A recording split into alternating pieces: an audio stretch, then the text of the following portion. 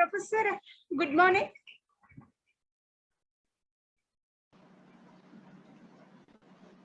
Good morning, ma'am. Good morning, sir. Good morning.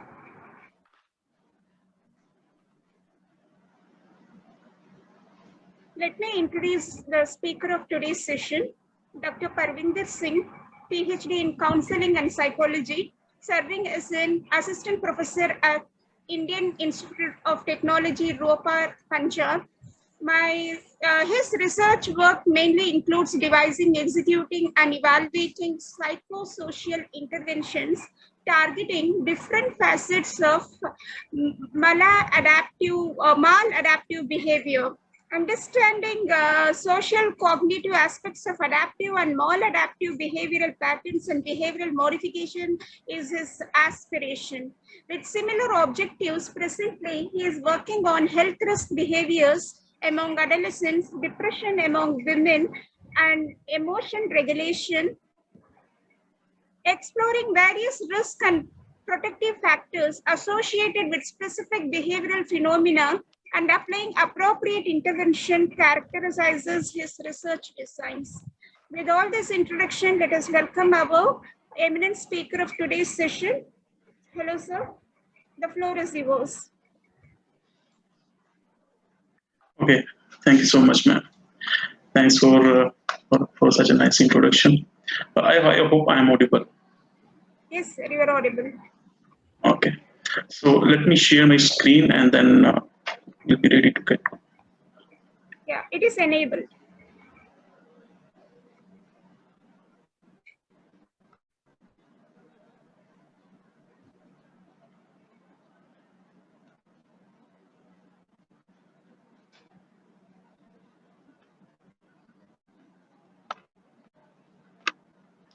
I hope my screen is also visible and it's in full screen mode.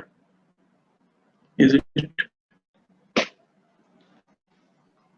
Yes, sir, it is visible. Can you see my screen, ma'am? Yes, sir. Yes, sir. Yeah.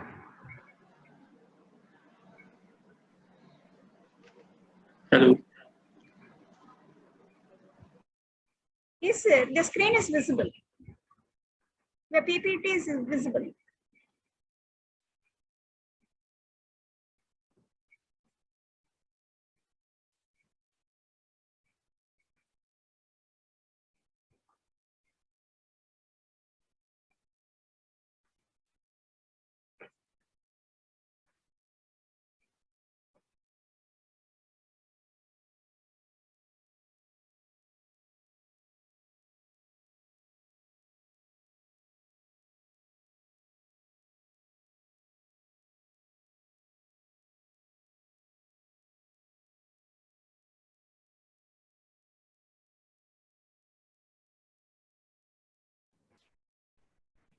Hello, madam. No voice, nothing.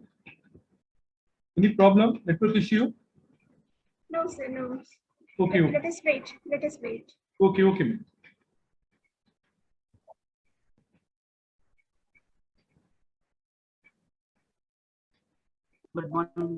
I'm unable to get the screen, man. Sharing screen. Rename option.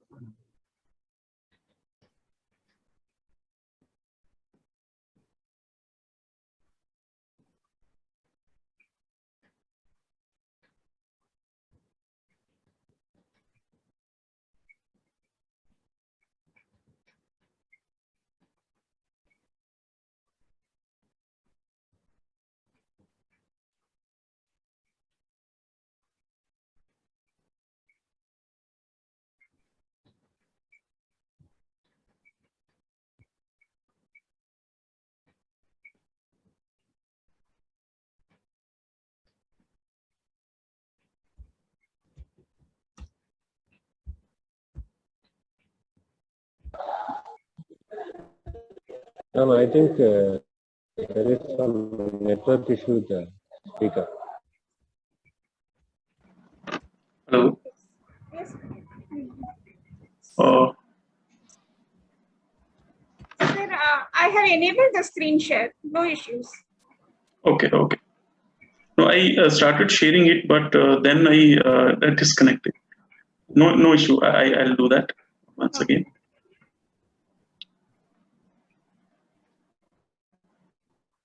Yes, sir, it is visible now.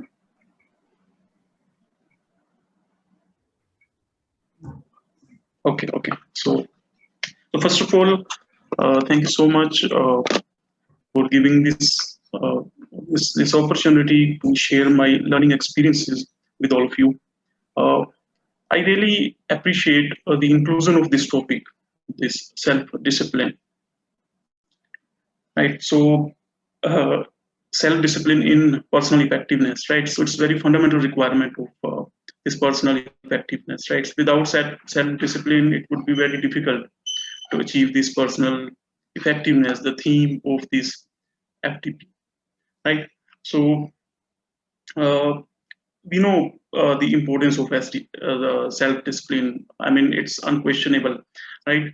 And if we know that self-discipline is so important, and then we should be motivated to understand the dynamics associated with it, right? So, what is self-discipline? What are the prerequisites of it, and why do we fail in it? And the most important part, right?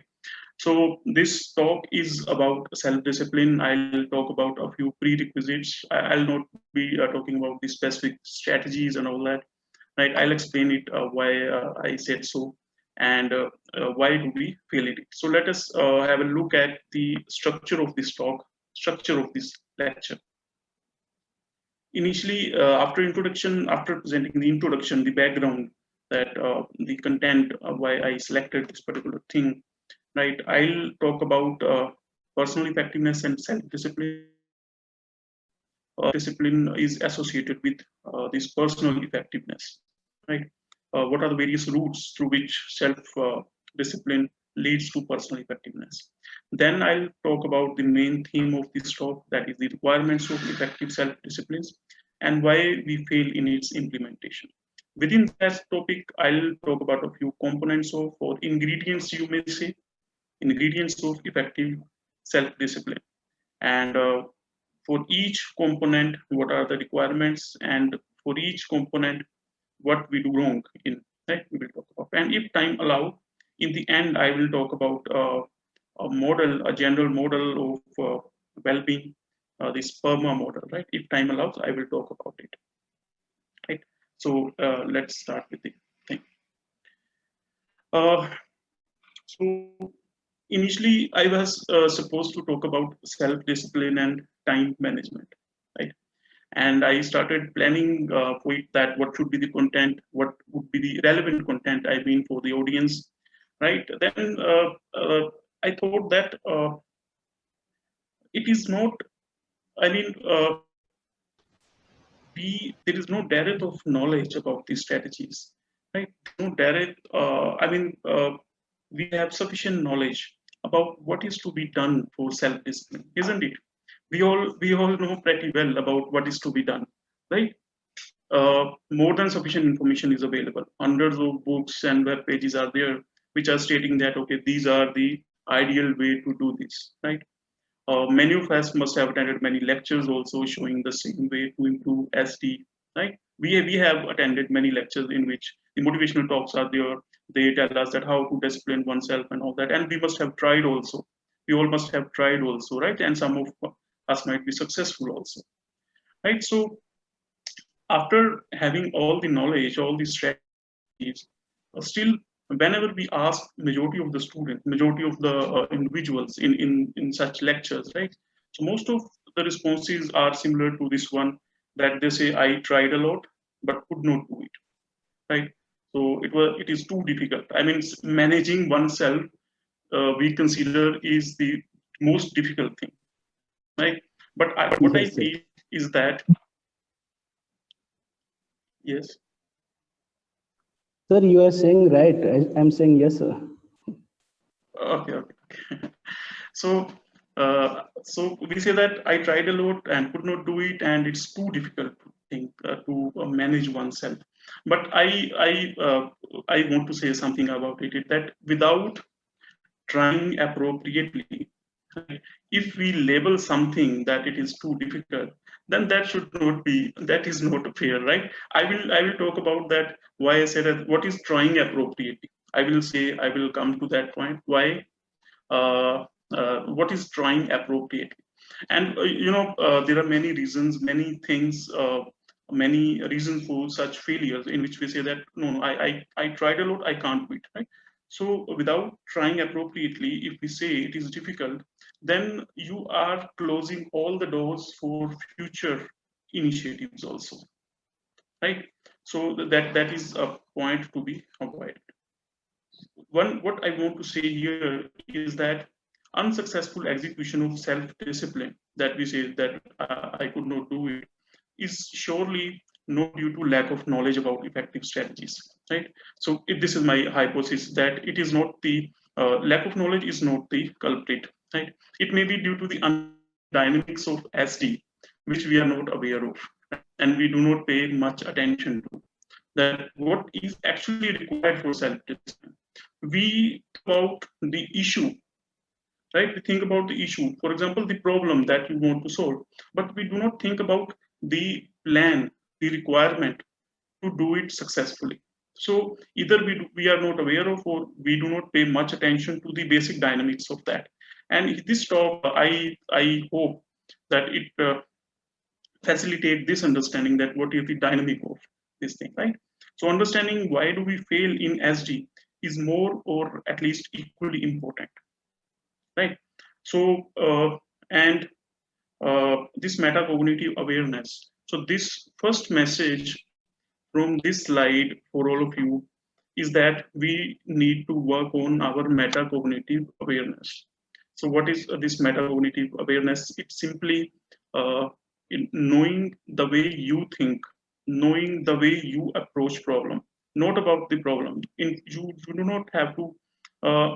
In metacognitive awareness, we keep information about the issue aside, and we focus on our own cognitive functioning, right? Once we know the dynamics, that how I approach the problem, right? I think, we think that it would facilitate planning, monitoring, and evaluating one's SD related, self-discipline related goals. So first message is that this metacognitive awareness should be targeted.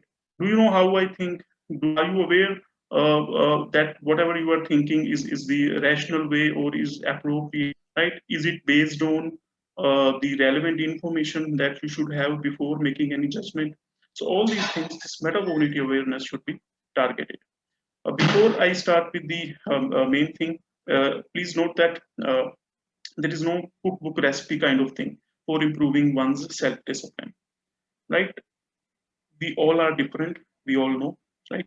And strategies that are generally given, so they are the standard uniform kind of thing, right? So they say that each one has, they assume that everyone has the similar routine, similar characteristics, similar personality, similar home environment, similar job requirement. And if all are similar, then you can, if you apply these things, then you will get benefited. But here I say that the plan has to be individualized as per the unique routine of the person. When I say unique routine, I include all the unique characteristics that you have, right? However, we need to be aware of an effective framework and general guidelines that may facilitate execution of the plans, right? And here we are here to discuss the same, the general framework, effective framework, and the general guideline that how to plan self-discipline goals, self-discipline activities, right?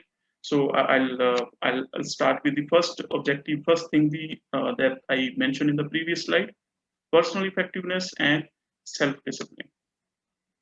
I hope my slides are moving. Sometimes it happens that I am stuck on a same slide and viewers are not able to see it.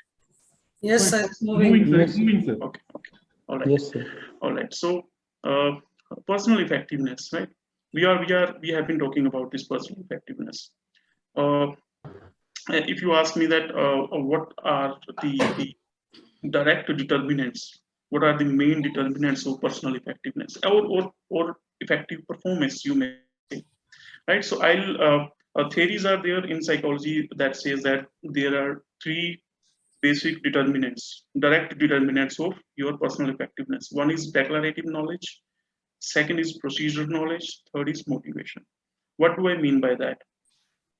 To perform any activity, any activity in any domain of your life. It may be personal, work, anything. You need these three issues, three factors, right? All other factors that we discuss, intelligence, personality, interest, and all that, all these leads to these factors, and these factors are direct determinant of your performance. Point that I want to discuss here is that, I mean, when I said that it will affect the performance, I mean any performance. Even if you want to drive a car, you need these three kinds of things, right? Declarative knowledge. Declarative knowledge means a theoretical understanding of the issue, right? That will guide your behavior. Procedural knowledge is skill, that how to actually perform that, right? I hope you got it. Right? In schools, in colleges, we are mainly focusing on the declarative knowledge, theoretical knowledge, and when we add lab element, we are adding the procedural knowledge element, in which we train students for these cognitive skills, psychomotor skills, physical skill, etc. Right? And third is motivation.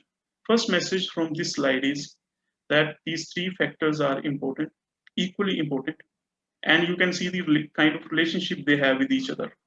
So it's a multiplication sign, right? So it means any of these factors, if you are scoring low, then it is going to be reflecting the overall performance. Let's say, just for the understanding, if motivation is 0, then you will not get any benefit from the declarative knowledge and the procedural knowledge. Your performance will be 0, right? So do we work equally on all three aspects? This is one question, one message, that we want to achieve this personal effectiveness, we have to work on all three elements. Motivation role is unquestionable, right? We know that.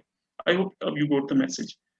And I do not want to explain these things, that what is procedural and what is declarative knowledge, just theoretical understanding of the thing that you want to do, right? The principles behind that, right? The procedural knowledge, that how would you actually do physical skill, psychomotor skill. The writing is a psychomotor skill, right? As you know. Motivation. What is the motivation behind that? That will shape and guide your behavior.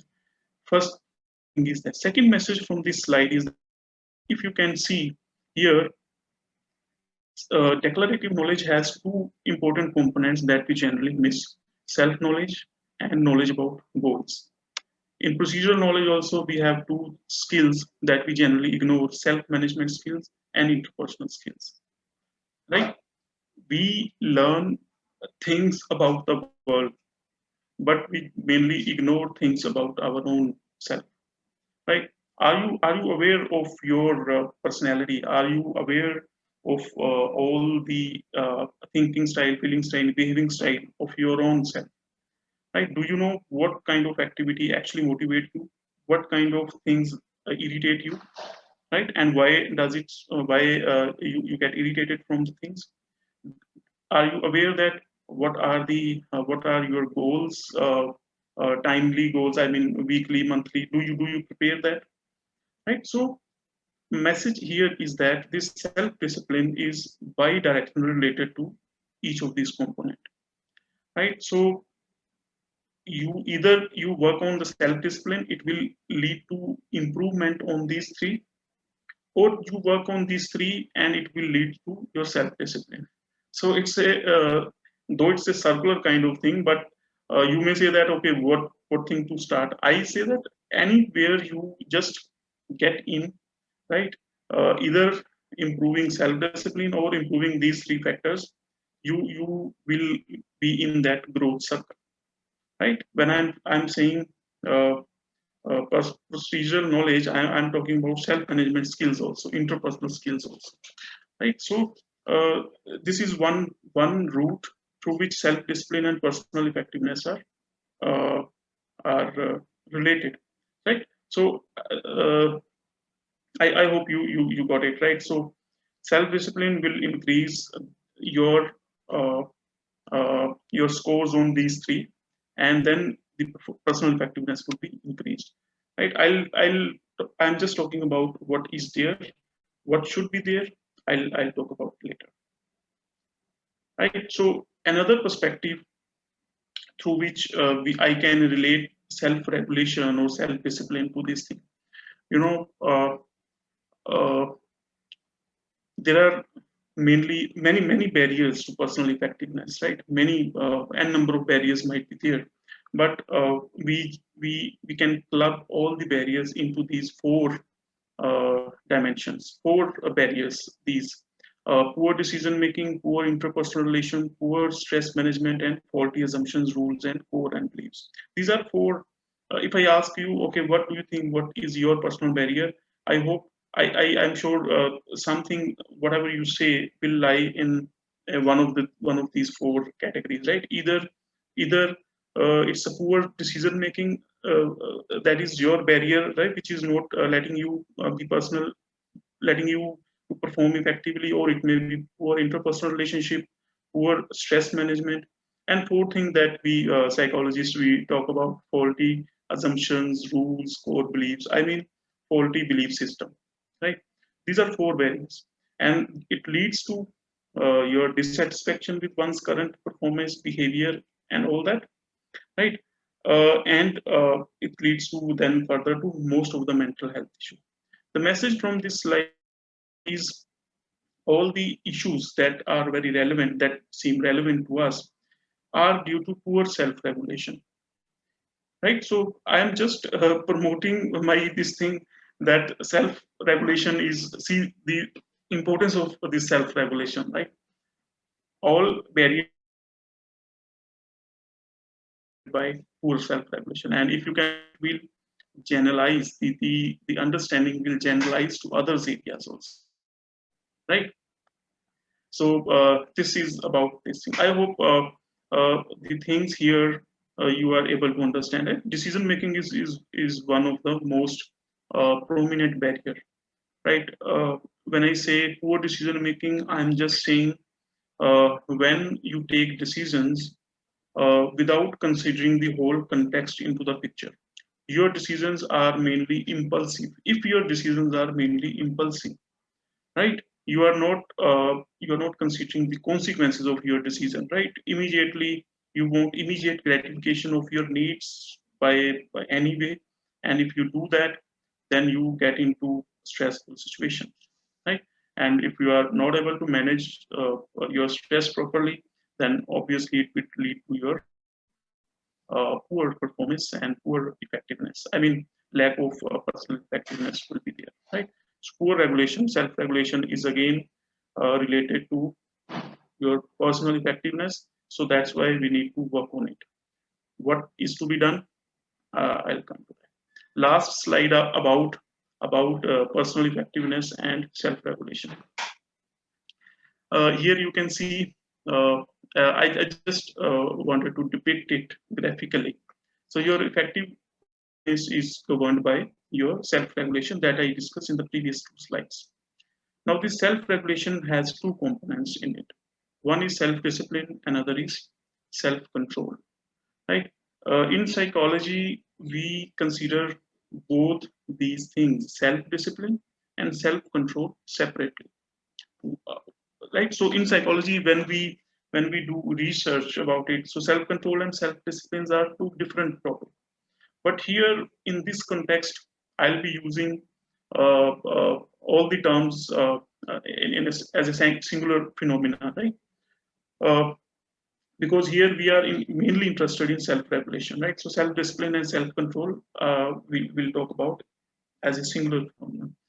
Just let me define the self-discipline and self-control. That will make the differentiation. I mean, you will be able to differentiate if I define these two terms. So self-discipline is basically about doing things, doing desirable things, right? When you set your goal for yourself, right, and you say that, okay, these are the tasks that I am going to do, I am going to initiate, right? So more technically, if I say, it's marshalling one's willpower to accomplish things that are generally regarded as desirable. On the other hand, self-control is using same willpower. Willpower is being utilized in a similar manner, but my task is to avoid undesirable things, right?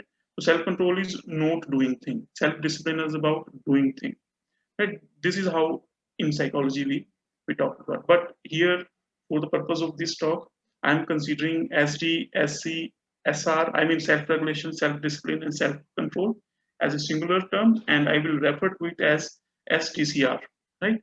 So I hope you got the thing that the thing we are going to talk about are about maybe taken as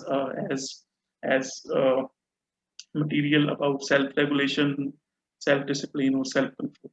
So in psychology, we treat self-discipline and self-control differently. And let me tell you one thing: if I compare both the things, self-discipline and self-control, we regard self-discipline more positively than self-control.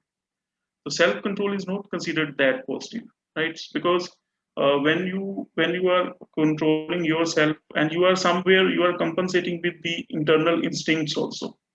So psychologists do not consider self-control as positive as self-discipline. So self-discipline is more promising area to develop, and it's more feasible also, right? We will see. We'll talk about from now onward. I'm going to shift to our main theme, that is SDCR, right? Self-discipline, control, and regulation, right? So far, any question in your mind, anything you want to say, we can 2 minutes we can discuss thing. I just presented the importance of self-discipline, right, which you all know, but I just technically I just presented it.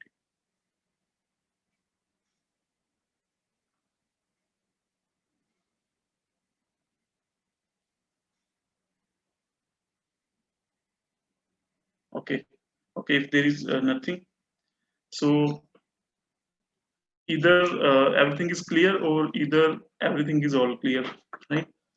So I hope this is the first case. Everything is clear, not all clear. Right? Yes, sir. Perfect. Okay.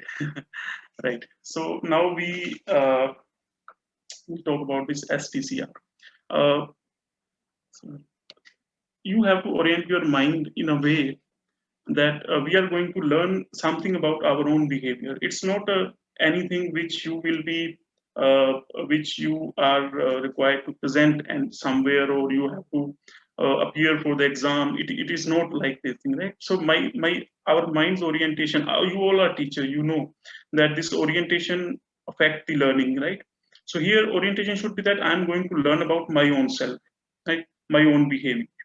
That is the goal, right? My own behavior, my own self. I'll try to reflect. I'll try to recall my previous behavior and see where things went right and where things went wrong, right?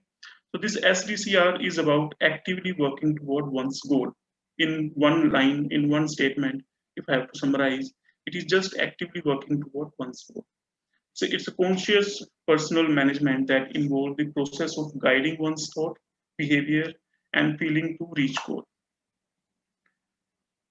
Our goal in this SDCR is uh, a stage where I have that potential to guide my own thoughts, to guide my own behavior, to guide my own feelings. That is the goal that we are targeting. And if you see, I highlighted the conscious personal management. We do not have to act on our automatic things, automatic impulses, right? So the goal is that converting this stage, transforming oneself to a stage where I can manage my thoughts. I can just ask one myself about the relevance of thought at a particular time. So when I talk to students, recently I was talking to students who are going to appear for the interview. So if that person, the interviewer, interviewee is thinking that okay, I'm going to, I do not have any answer. I don't know whether I'll be able to answer interview's question or not. So at that moment, this negative thought will definitely going to impact your performance, right? So self-regulation means that you can guide yourself that no, this is not right. My goal is I can say only this thing. I can say this thing that I'll not be able to answer after listening to the question. Without listening to the question, I cannot say whether I know answer or not. So stop it. Just stop it, and I'll see whenever question is there whether it is answerable or not. If it is answerable, then problem is solved. If it is not answerable, then I'll see that how I can make use of this interview process at the maximum, right? So that then I'll shift my goal. I will not focus about the getting things done or going through the interview or uh, getting something out of this interview. My goal will be that I will learn from this process of interviewing, right? For the next learning, for the next experience, right? So this is SDCR. Now, this is our goal, right? Conscious personal management. It to achieve that goal, we we recommend that there are 5 requirements for that, right? 5 things are required to achieve that stage, right? You may say requirements, you may say ingredients, processes, right? Stages, you may say, right? So I'll talk about each stage that I mentioned here one by one. So first is goals. First ingredient to achieve that stage is goals, right? A very simple word we all hear, right? We all everyone give advice also, like me, like I'm giving that, okay, you should have goals in your life, right? So what are the effective goals? We will talk about, right? Standards of desirable behavior. First requirement. Second is self-awareness. Third is motivation to meet standards. Fourth is monitoring of situations or thought that breaking set standards, right? And fifth is willpower, self-regulatory strength. Now, one by one, I'll talk about these 5 things, and I request everyone to just when we are discussing this thing, you just recall your own previous less successful attempts, right, to change your behavior, right? To keep on thinking at the time while listening to me, you keep on thinking that okay, whether these things are actually are important or significant or not, right? And in the end, you may discuss this thing that okay, these things are relevant or not relevant, right? So I just want to get into your own personal past and see where things went wrong when you were not able to achieve it, right? Self-discipline failure, we believe that are due to either the absence of this component or less efficient fulfillment of this requirement. Like first thing is goals, standards of desirable behavior. This is the first requirement to. Okay, let me specify one more thing here. So it would be more beneficial if we say that if you all uh, set one goal right now, that okay, I want to change this thing. It may be related to your health. It may be that I am, for let's say, if I have to select this thing, so I say that okay, my weight is getting more. I mean, I'm putting on weight and I want to reduce it, right? So what this is my goal, right? And what kind of specific strategies I should have, right? What kind of planning I should have. So this is one thing. Another, maybe you may say that okay, I'm not able to stop this procrastination.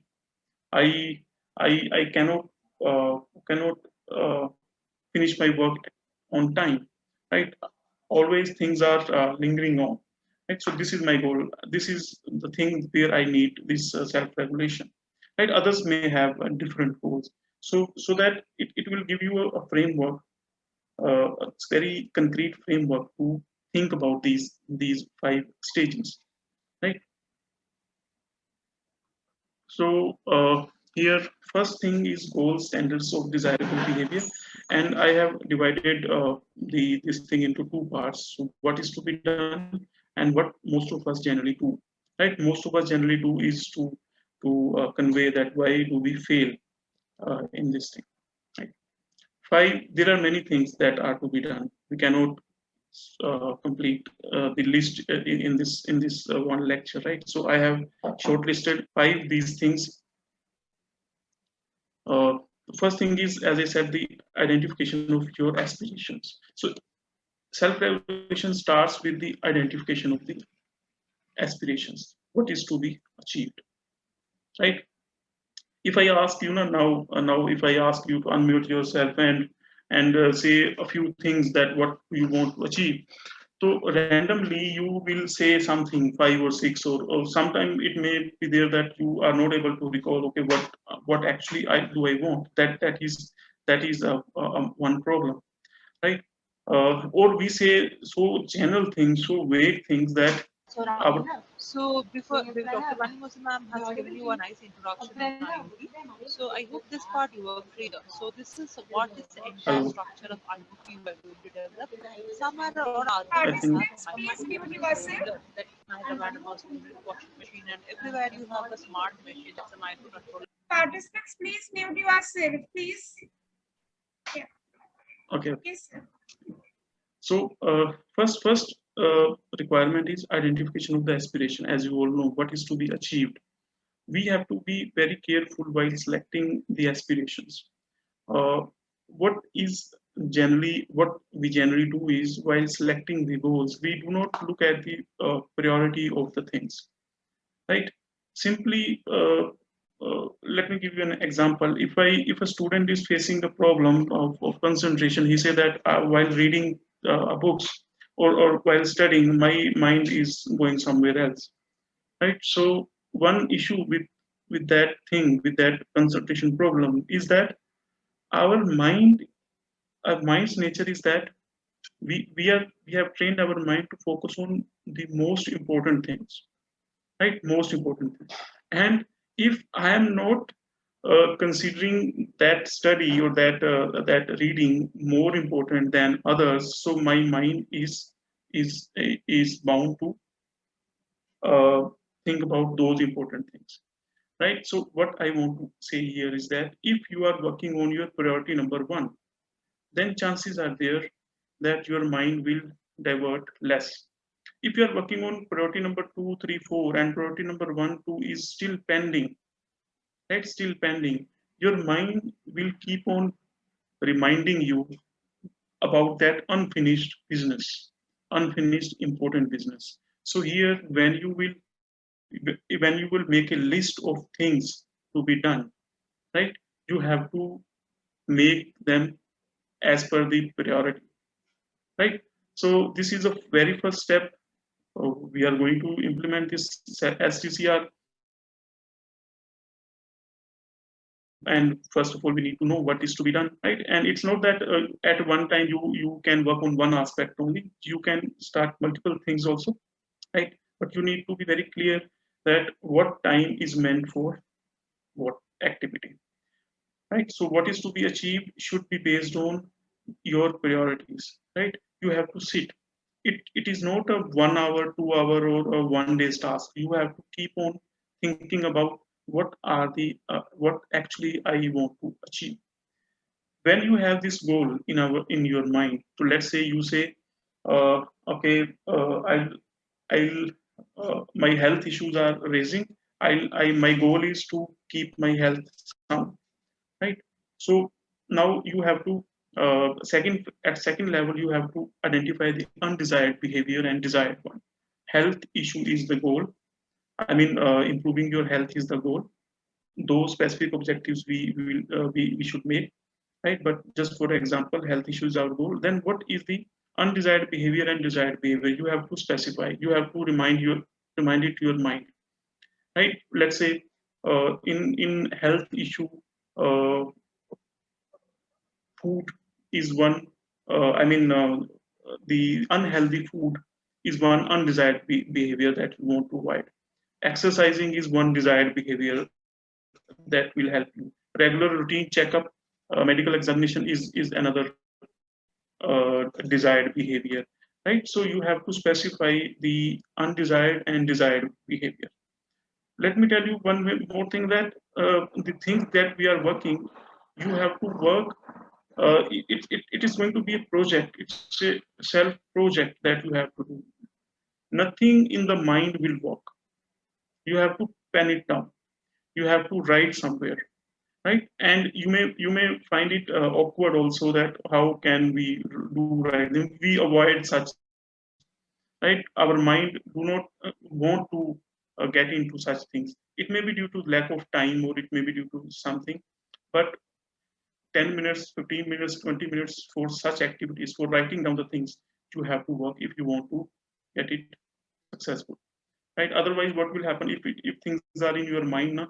You have many excuses to not to follow things, right? You have to pen it down.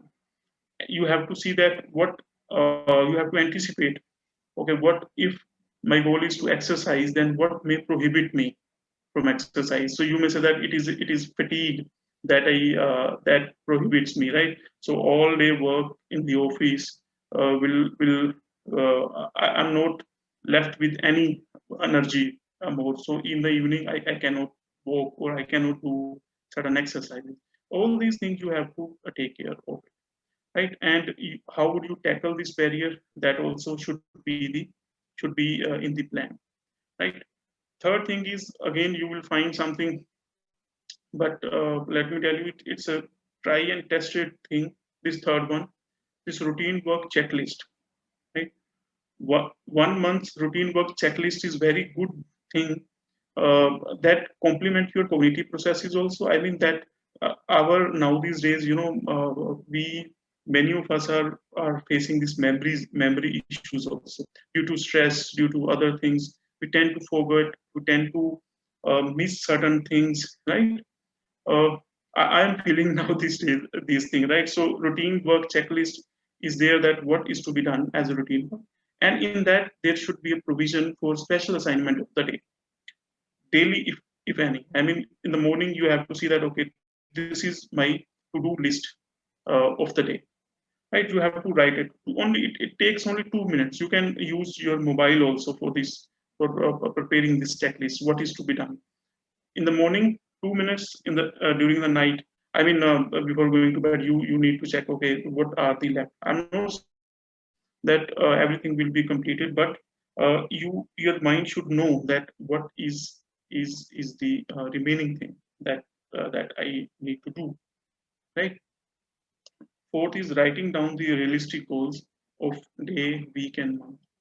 We never, or sometimes we make these goals also, right? Day wise goal, week wise goal, month wise goal, right? But what kind of problems I generally face when I discuss things with others?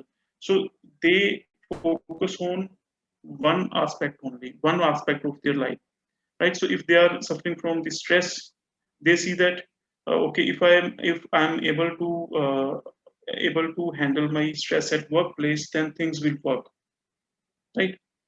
This is not going to work.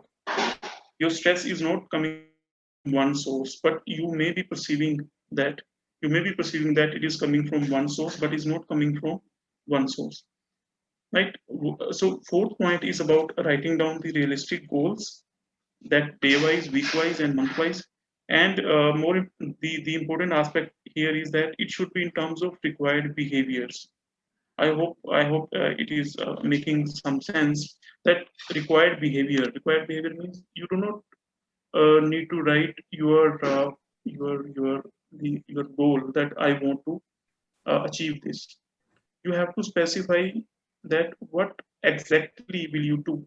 For example, here you can see that your goal should be written as 4 days a week, jogging for at least 20 minutes. So it's your behavior. If you write now that, okay, I will, from now onward, I will do exercise, that is not appropriate goal, right? So that is not a commitment to yourself. Commitment is 4 days a week, jogging for at least 20 minutes.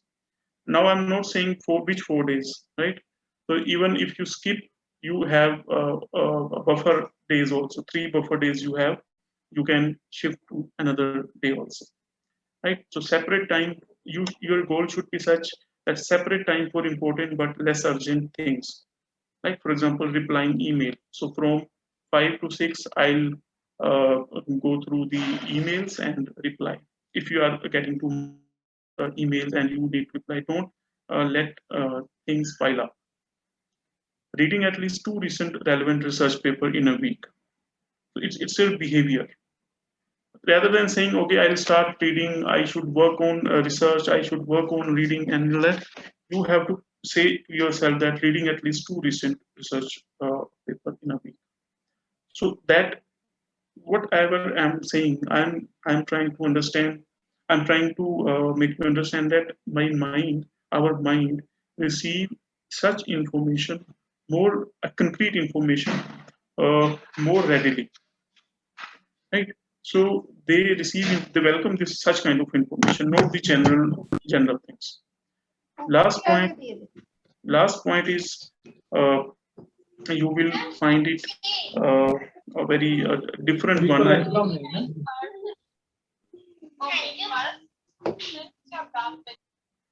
Yeah, okay. Share these goals with significant others. If I ask you, then nobody, majority of us have not shared our goals with others. Like, do you plan things and share with others that, okay, I'll do this thing? Whatever we plan, we keep it with our own self. I have a logic, rational why I said that you should share these goals with others. Try to understand the psychology behind it. The dynamics behind it. There is a phenomenon, we call it cognitive dissonance. If you do not share your things, your goals, right, and after that, after making those goals within your mind, if somehow you stuck somewhere, then you are more likely to quit that activity. If you have said this thing to someone else, significant other, then that dissonance will motivate you not to give up that activity. If you promise something to someone, so we used to do a promise, right? So promise is a motivating factor. It will motivate you. Okay, I have told him or her that I will do exercise this week, but I'm not doing it. I should do it, right? So when we share things with other, now we make a psychological contract with that person, right? And that psychological contract motivate you to keep on doing things. If you do not share things with others as your goals with others, at some point of time we may feel lethargic or something, and we will not do it. If you can do just this experiment with yourself, right? If it works, then fine. If it doesn't work, so leave it, right? So try to share things with others, and that will motivate you. So these are few things to be done in relation to goals or standards of behavior. Now let me talk about what is undesirable, right? Unrealistic goal, you might be aware of, right? That means goals that are not based on the available resources, available capacity, available traits, available ability, right? If I say, okay, I'm putting on weight, and in next 1 month I'll lose 10 kg, right? So 10 kg a month is not a very easy target. And when you set this unrealistic goal may other example also. If I do not have resources, but I say that I'll be able to manage it, and because this is if it is unrealistic, it is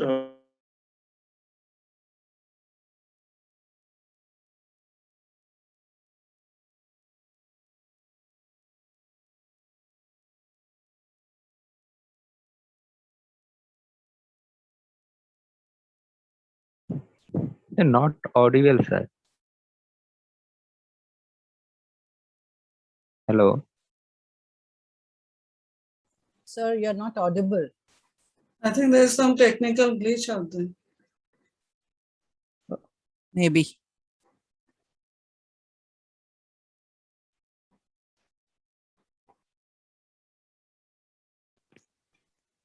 Well, now we know how our students feel.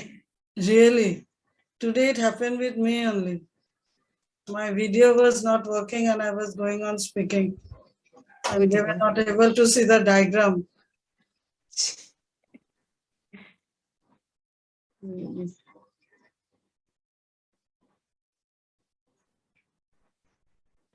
Sometimes it happens. Yes. You feel very upset, sir, when this happens. Yeah, no, I know. Once I was attending an ethics committee, my audio totally failed. Then I left the meeting. I said it's not meaningless to attend. I left the meeting.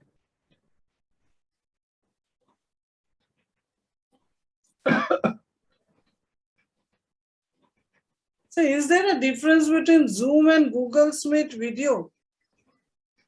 No, I'm not much comfortable. No, there is no difference. Yeah, both are same only. But sir, what happens with me is that Google Meet, I often face glitches on video, but not with Zoom, I don't face it. What says children Google, on Google Meet? Hello. Google Hello. Meet. Excuse me. To Dr. Nirmala as well as Vijay sir, I hope so, right? Who is the other one? Vivek Prabhu sir, I don't know who is, yeah. I hope for both of you, let me say, being you are in Rediff mail, I'm not able to send actually I'm sending it, but it has not been transmitted to you. Oh, I'll send you my Gmail address, ma'am. Will you please, yeah. I'll Because send it on I have sent twice, but it has been a failure email. Oh, the other email reached me. Okay, I'll send it immediately. Yeah, because I have seen other participants also having Rediff mail. Only for those people with the Rediff mail, I'm encountering this problem. Dr. Fareen, the speaker is here. Hello? Yes, yes. Ma'am, I've sent on the group. Yeah. Yes, sir. Yes, sir. Okay. Yeah. I think there is some technical issue. No issues, sir. Yeah, please continue. Okay, so I was talking about this very general vague goals, right, that we should avoid, right? So we should abstain from such general vague goals, right? So another thing that we do is sometime now, while listening to a lecture or after listening to a motivational speech, or then suddenly we have this impulse that, okay, from now onwards, I will change my behavior, right? So what we do is we initiate sudden abrupt changes in our lifestyle.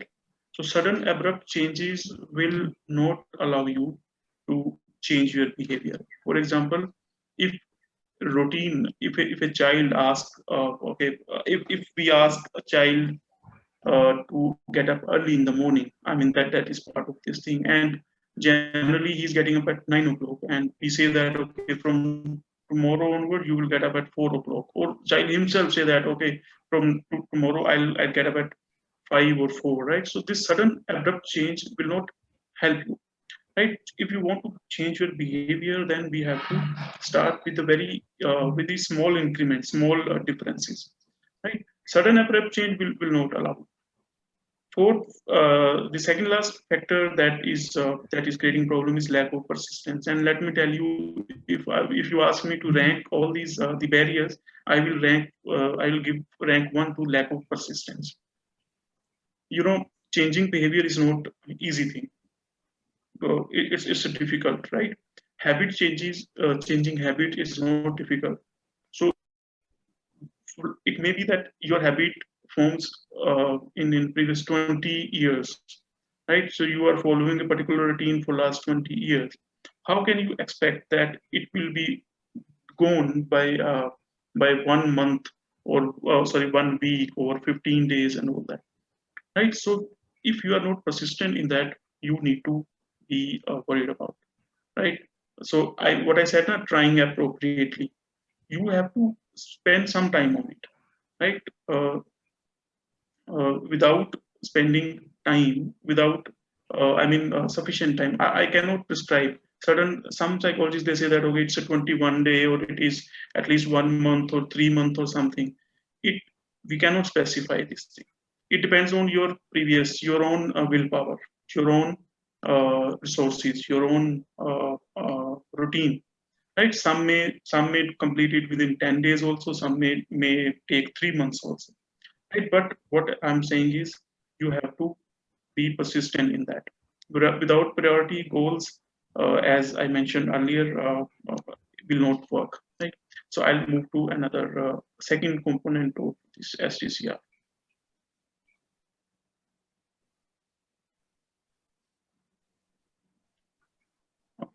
So the second one is self-awareness.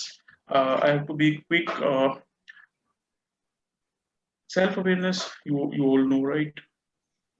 My one statement is that if we want to repair a machine, then we need to be aware of its proper function, its functioning, right? Without a mechanic who is not aware of the functioning of its different parts, how can he repair or do something about how can that mechanic change the things, right? So we are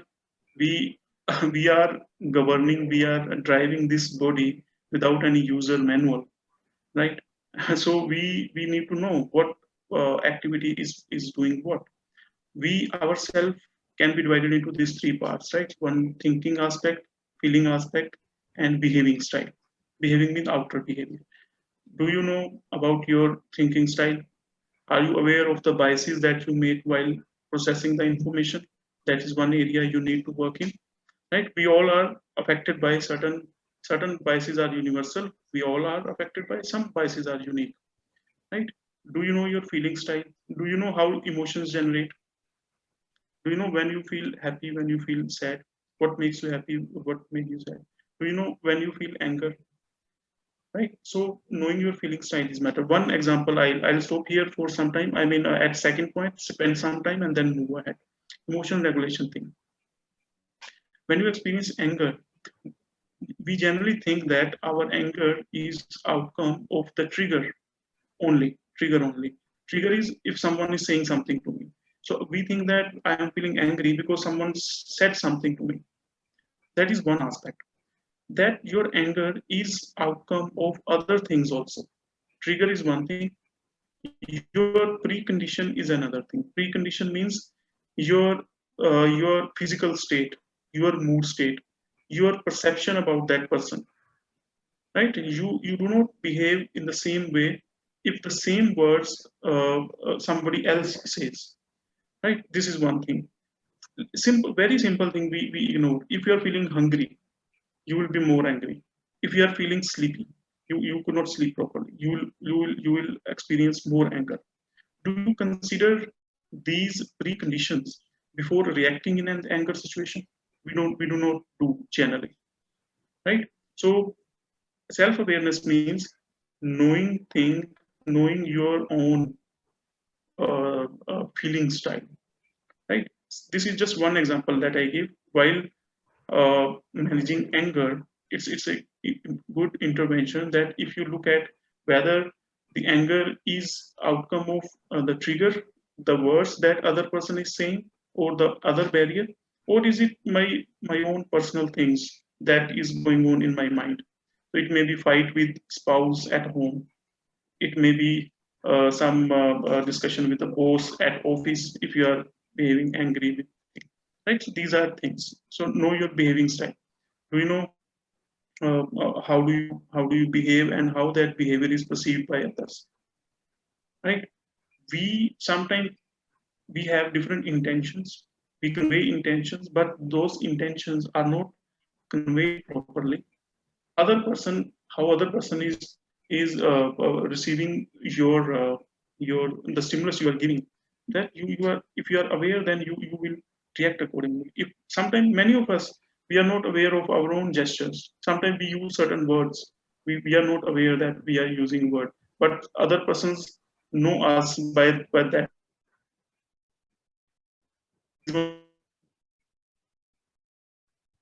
These directions, right?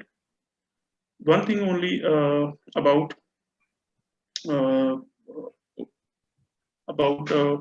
what we generally know about ourselves. These four barriers, four biases are there. You can just note it down or explore it more in more detail. right? So we are affected by these universal biases, confirmation bias, irrational beliefs. Sometimes we have optimistic bias or self-serving biases. We know ourselves. The information that we receive from others goes through these four barriers or filters, you can say. So, Confirmation. can you explain this confirmation bias? I'm not able to understand. Yeah, sure. Confirmation bias is that you have certain preconceived notion about yourself. Okay. I'm like this, I like this, I like this. Okay. And the information that is coming from other, if it is not consistent with that belief, I will not allow that information to come to your mind. I will not accept that information. I will receive what I already have in my mind. So see how problematic case is. How will we improve when we will not allow inconsistent information? So inconsistent information that is coming may be very true, may be helpful for us, but we do not allow that because we know ourselves the way we want. If someone gives feedback, okay, you behave that day differently, rudely, it was not nice. We will not take it positively, right? We will not try to see that this is a constructive feedback, I should work on my behavior. We will not allow. We give 100 excuses of that, right? We will not accumulate. We not accommodate that information, new information. We will not assimilate information, right?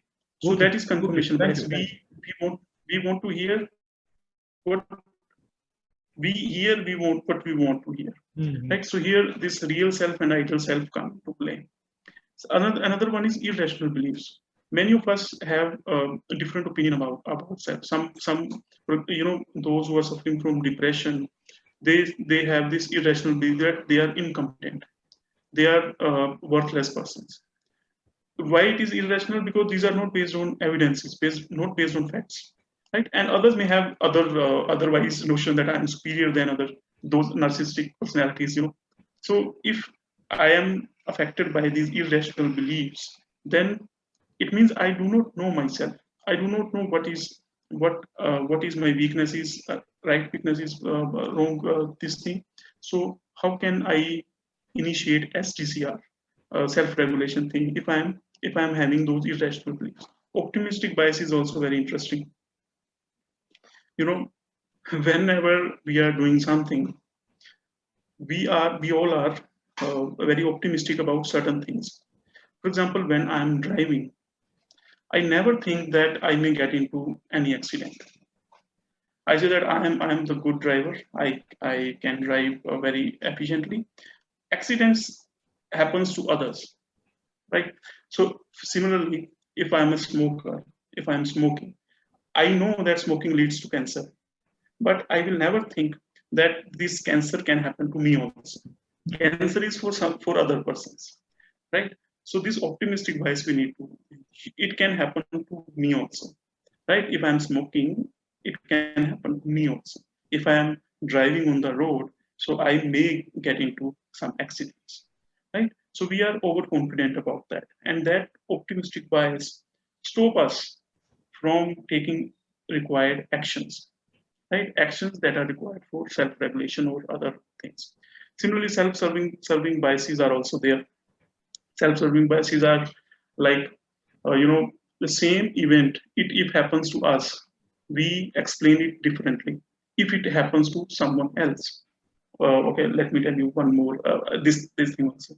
If other person is successful, then we may say that, oh, he is lucky.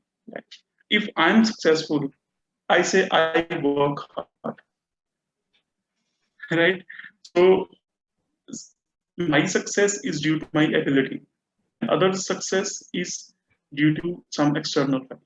Similarly, if I fail, I say that, okay, circumstances are not good, right? If a student fails, he may say that, okay, question paper was very tough, right? If someone else is getting failure, right? So we say that, okay, he doesn't know anything, right? So these self-serving biases, attributing success to self and others, it will not allow you to know yourself effectively.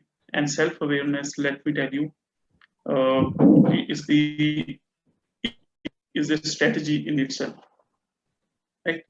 If you are aware about your own behavior, the biases that you are committing, meta-cognitive awareness, I very much in favor of that. If I am good at meta-cognitive awareness, meta-cognitive abilities, then most of the things will be taken care by itself, right?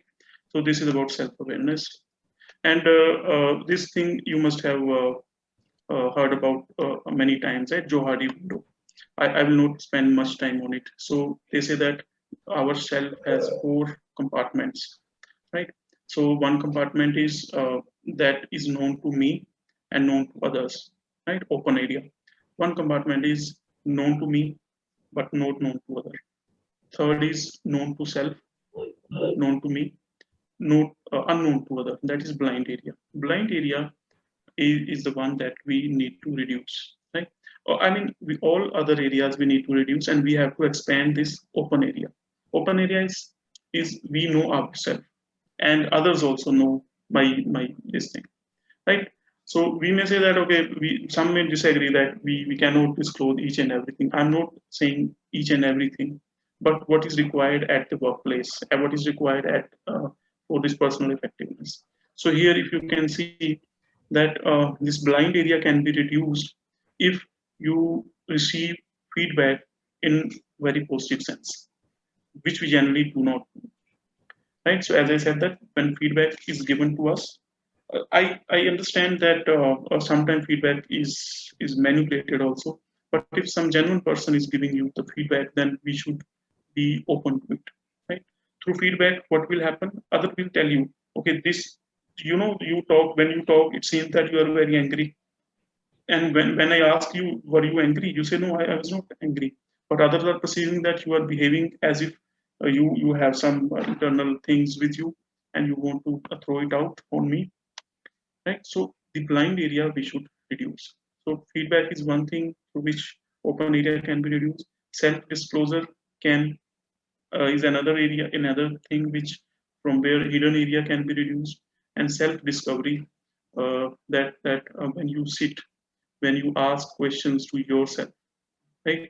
That is one or important area where this important strategy, where this unknown area can be explored, right? It's not problematic if we do not know ourselves, but it is problematic if we do not do anything about it, right?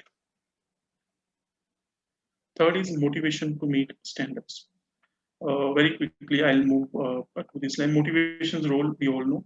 If motivation is 0, all perfect conditions, the perfect condition you make, right? The environment and all, it will not, it's not going to benefit anything. If you want to assess your motivation for certain task, if you want to assess motivation for certain task, then you just ask 3 questions to yourself. So first question is, about any task. If some task is assigned to you, or if you think about any task, if you can answer this question in a positive way, for example, with effort can I perform, right? Do you feel that if you put effort, then it will lead to performance? If you try, you will get the work done. If it is yes, you are motivated. I mean, yes to all 3 questions is required. With performance, will I be rewarded? Sometimes it happens that we feel that even if I perform, I will not be rewarded, right? Even if I perform, someone else will take the credit. If such conditions are there, then you will not be able to perform. Do I value the reward? Third case is, even if you think that effort leads to performance, performance leads to reward, and reward I value. Third question is, if the rewards are not valued by you, if the outcome is such that you do not appreciate much, then again motivation will be low. I'm not talking about the other known motivational factors. I mean the hedonic account, that we do things for pleasure, we do things to avoid pain and all that. I'm thinking about a more specific thing that here you can see in the second statement, that motivation can be lacking because we do not think that we can change our behavior or don't see any point changing. right? So what my thing is that most of the time when about this SDCR, we think that we cannot change our behavior. It's very difficult. And how we come to know that it is difficult? Let me tell you, right? Initially, if you think that it is difficult, which is told to us, right? Which is told to us that it is a difficult thing, or if at initial point, if you have this feeling that you cannot do it, even if you want, you will not put much effort in that. Very low effort will be put by you. And if we are putting low efforts, I mean less effort, I should have written less efforts, right? So efforts are less, then obviously performance will also be low. And when performance is low, we tell to ourselves, see, I told you now that I'm not good at it. Since self-fulfilling prophecy is playing this game, right? We say that we are not interested in activity. If we are not interested, we do not put efforts in that. If we do not put efforts in that, performance will be low. And if performance will be low, we will say, we will confirm our thing, the self-fulfilling prophecy. I told you, I knew it all along, right? That this is going to be happening. And same thing applies to different academic subjects also, right? When we were teaching in my matriculation, I know math was considered a very difficult thing, right? Math. So I now realize that because we were told by our seniors or by the math is a very difficult thing, right? Or this thing is a difficult thing. So when we know that it's a difficult, we do not put the required efforts, right? So that is one aspect where we need to work on. We need to break this chain. Okay, locus of control means if you think that things are under your control, you are more motivated. If you think that things are controlled by some external agency, you will be less motivated. I'll not talk about it. You understand this thing, right? So if things are my control, autonomy I'm feeling, then I want to talk about this production motivation theory, right? When we try this behavior change, when we try to change our behavior, then we have to be high on these four factors, right? Perceived severity, perceived vulnerability, self-efficacy, and response efficacy. What do I mean by that? Very quickly, I'll move that. Let's take an example of quitting smoking, right? So let's say this example. You may take another example in your mind. When do I quit smoking? Earlier, what was the approach? They say that make people aware about the lethal consequences of it, right? In the hospital, you may find very disgusting photographs of people, those whose jaw and face is totally damaged. And they thought, those messages, they thought that fear appeal would work, right? But they could not understand this, that the fear appeal is less prominent than the optimistic bias that I have. Right? So when I look at the picture, I never think that I will also get this. So I say that, okay, these are for others. Right? So what is required to change that quitting? These four things. Perceived severity. Right? We have to see that the smoking, the cancer that is, smoking leads to cancer, and cancer is a severe thing. We know, right? Second factor is perceived vulnerability. I need to feel that if I'm smoking these days, I'm also vulnerable. It can happen to me also. So intervention should target this thing, perceived vulnerability, right? These two factors are required. Third factor, which is also essential, self-efficacy. I can do that. If I follow certain norms, follow certain behavior, the prescribed behavior, I can do that. So self-efficacy should be high. Fourth is response efficacy. Response efficacy means when I feel that a particular behavior, particular intervention, or particular habit will help me getting out of it, right? So if I say that I can quit smoking if I consume this medicine, let's say, right? So he should have that confidence in that medicine. He should have confidence in those changed habits. Only then that will change. So what we do whenever we try to change our behavior, we do not focus on all these things. Either we are focusing on self-efficacy. They say that, okay, improve their self-efficacy, you will get the benefit. Only self-efficacy will not work. Only perceived vulnerability will not work. Fear appeal will not work. We have to focus on this thing. This behavioral change is not a difficult thing. It's not an easy thing, right? Not easy because we do not try it appropriately. We do not, sometimes we do not know, sometimes we know, but motivation is not there, right? So this is about motivation to change one's behavior. So so when you as I said that, just imagine your any previous thing. Did you consider all Could these you once things? explain this response efficacy? I could not follow. Okay, response efficacy means the confidence that you have in certain behavior, in certain activity, in certain exercise that will help you achieve this thing. For example, let's take this weight loss example. Weight loss example, if you see that dieting is not a good option, so it means this response efficacy is low for dieting. If you say that exercising is a good option, so you are feeling that with exercise you can achieve the target. So you have high response efficacy for exercising, not for dieting. Right? So response means what the change thing that you will do, which will help you to achieve the target. So that is response efficacy. So we have to look at this also among these 50 options about which I have confidence, right?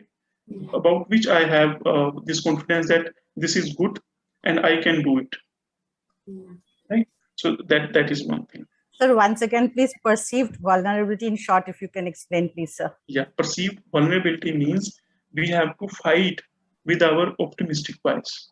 Optimistic bias is clear to you? Hello? Yes, sir.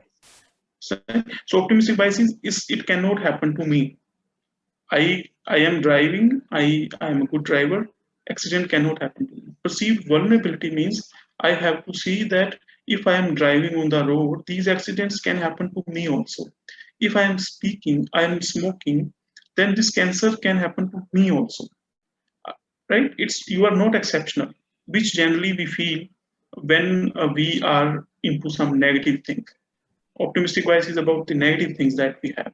Right? Smoking will not cause any problem to me because I feel I am exceptional. Cancer is for someone else. Right? So it's a positive quality, sir. Perceived vulnerability is a positive quality. Sorry? So perceived vulnerability is a positive quality, right? Yes. Yeah. Okay. Thank you, sir. And fourth aspect is in our SDCR is monitoring of situation and thought that proceeding breaking standards. So it has two elements in that, right? Do you know? Let me tell you. Whenever we get failures at some point of time, right? Whenever we have failed at some task, after failure, most of us, we generally sit and think about that what happened, what wrong happened, right? There are certain psychological explanations for that because that memory is an unpleasant memory. I do not want to recall all these things, so we do not reflect on what went wrong. Right? So here, this thing is that you have to monitor the situations, the wrong situation that happened in the past. What was the thought that preceded the breaking standard? I mean, when you could not follow a routine, what happened? Right? We do not ask this question to ourselves just to avoid the unpleasant memories that it will generate. We just want to get into denial mode, right? So we do not ask these questions that did I plan things, think about the task that I got failing? Did I specify the target? Did I try enough? What led to initial demotivation? Right? We all there are certain triggers that initially demotivate us. Right? What was that? We do not generally we do not sit and think about those things. We just move on. We will say that okay, next time we'll try and see. without we not use this experience, right? So experience that we get in failure is more valuable than we consider it, right? It's not wrong. It's not problematic if you fail, right? But problematic is that if you're not able to use that experience for your future things, right? So this is one thing. Yeah, past unsuccessful attempts should be explored. Second is live monitoring of behavior and thought. You have to keep it in mind all the times that you are on some project of self-regulation, right? You barriers. What are the barriers that may prohibit this live monitoring? Live monitoring, I hope you got it, right? Live monitoring, that I am focusing on thing, I am keep on reminding myself. You have to see the condition where you can where this monitoring can get depleted. So first is while experiencing strong positive and negative emotion, whenever you very or you are very sad, chances are there that at that point of time you will not follow the routine. So be mindful about that. Second is when when under control of some drugs or alcohol, this live monitoring is not there, right? You may get into some maladaptive pattern also, right? So we have 12 minutes of time and have 2 or 3 slides. So let me go to another thing. So here is the last one, that is willpower. Willpower, you may feel that, okay, what is the difference between motivation and willpower? This question may arise to you. Motivation is more or less a psychological thing. Willpower is both psychological as well as physical thing also, right? It's a self-regulatory strength. So willpower is something which can it's a limited resource capable of being depleted, right? Willpower is not at every moment of your life you will have same amount of willpower. It gets depleted. We have to realize that. Scientific studies you can see or you can explore in Google also, that they say that the willpower get reduced, right? And in psychology we call it ego depletion state, right? Ego depletion is when you do certain activity, after that you consume certain energy, right? You consume energy is gone. You need some time to get back to that stage. And if you try your task during this ego depletion state, then you will not be able to achieve that, right?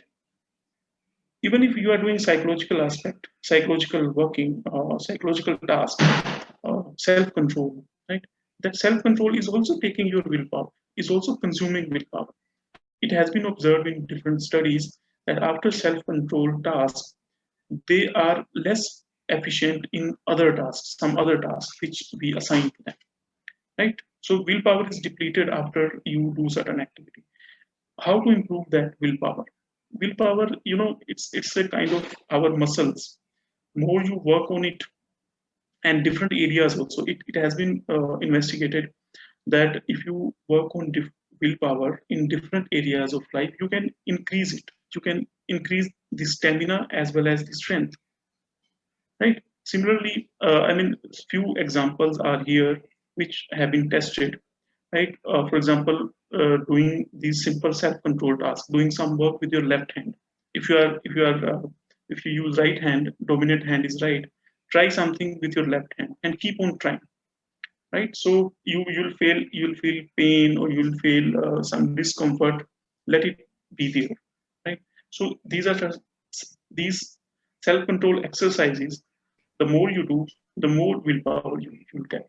So these are a few findings. One last aspect is resolving unfinished businesses also generate willpower required for self-control. Unfinished business, I personally feel that when unfinished business simply means when you are thinking about something which is pending, right, and which is constantly uh, putting you under pressure, right? If there are many unfinished businesses, unfinished business we all have, but some of us are able to mentally regulate it, and they say that, okay, this thing I'll do in the Saturday, on the Saturday. Without before that, I'll not think about it. So they have given a slot to it, and your mind is satisfied with that slot. That okay, tomorrow I'll talk about it. Right. So you have to see that okay, unfinished businesses are not there in your mind, and if these are there, then it will lead to problems. Right. So that is all about this STCR. I have this PERMA model also, but I think it will take more time. So we have just 8 minutes, and we keep some time for discussion also. Last slide, I am here presenting. I mean, this is a summary of everything. Right. So here is the summary that one message is there must be a plan. Right. Without a written plan, the project as we write the projects, right? Written projects, timeline of the project, achievable goals, and all that. Right? When we write projects, we have this thing. You have to work accordingly. Only then STCR self-regulation is possible. Otherwise, it will be difficult. Right? You have to understand that changing behavior is not a pleasant task. Right? It's not a pleasant task. We cannot take motivation for granted for that. We cannot see that if we are someone says that okay, you should do this, and if I try, I'll do that. Consistency is required in your efforts, right? Consistency is required. You have to be prepared for that. Third message, I said that increase your metacognitive abilities. Know yourself, the errors, the biases that you make, right? If you want to know more about these such biases, and there are certain books about it. Daniel Kahneman's book Thinking Slow and Fast. There are many such things which will enhance your metacognitive awareness. Right? Daniel Kahneman's Thinking Fast and Slow. Right. So that is one. Increase personal perceived severity, vulnerability, self-efficacy, and response efficacy for changing maladaptive behavior. So, and willpower is like any other muscle whose strength depends on improper workout. You have to increase your willpower, and this willpower is generalizable. If you are tough in one task, you tend to be tough in other tasks also. Right? This is what researchers are saying. Mission of self-discipline must always be there in our consciousness. Keep on reminding yourself of the goals, right? Always, right? That I am on this mission of self-discipline. Only then it will help. Okay, one suggestion you may take or you may not take it. If you want actually to improve yourself, then I just ask that write a regret letter. Why you could not follow your routine? Right? Share it with significant others.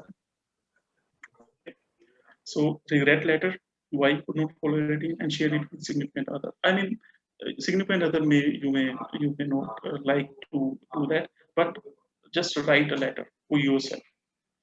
Right. One last message is all effective plans require an active movement by movement processing of the current situation. Right. So you need to be flexible. Right. So with this, the ultimate last thing is that when you try, certain things will be useful, certain things will come out as desired, and others will not. Right? Don't worry about this issue that others are not coming. That's how we learn. Right? So it's good to do mistakes and learn than sitting and enjoying the comfort zone. Right? So with this, I stop here. Thanks a lot. If you have any query, any question, we can discuss. Thank you.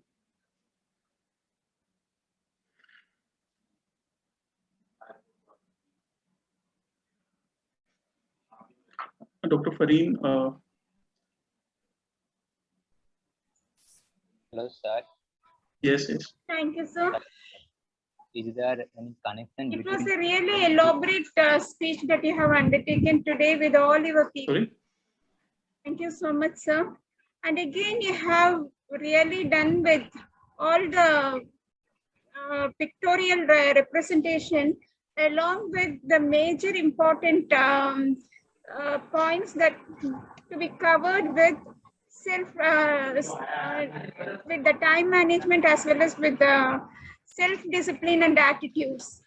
This is where actually we were thinking on about self-regulation, about controlling ourselves. Too many points that what actually we are expecting. It is all really done with you. So you have really done here. Thank you so much, sir. So participants, if you wish to communicate with our speaker, please. Sir, thank you so much. It was really an insightful session, and so much. I mean, you have given us so much that it will be a food for thought for your next few days.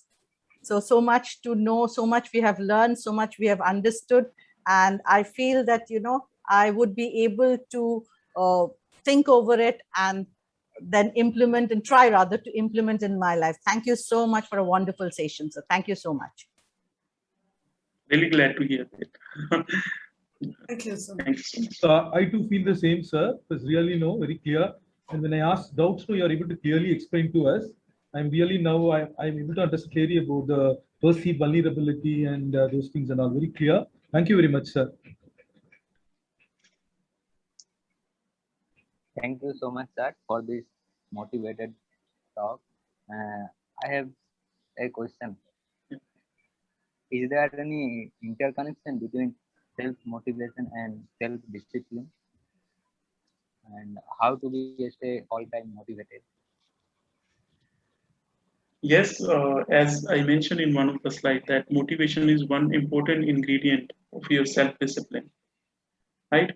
For motivation, you need to, as I said, that you need to be aware of your own personal strengths, right? What actually motivates? Motivation is nothing but is just deciding a goal, real goal, achievable goal, and then moving toward it, right? So when you say that I want to be self-motivated, just make goals in your life, right? Goals, day-wise goals. So by today's evening, I'll be able to do that. By this weekend, I will be able to do that. By this month, I'll be able to do that.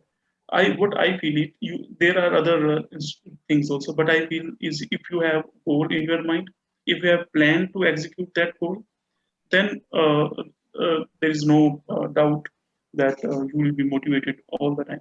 When you have certain things to do, you do not realize how time passes, right? How the whole day goes when you have things to do, and when you are free, you do not have anything. Then 1 minute is like an 1 hour, right? So goals keep you motivated. Keep goals, effective goals. Plan for the things that how you will achieve that goal. That is what I think. Yes, sir. Thank you so much.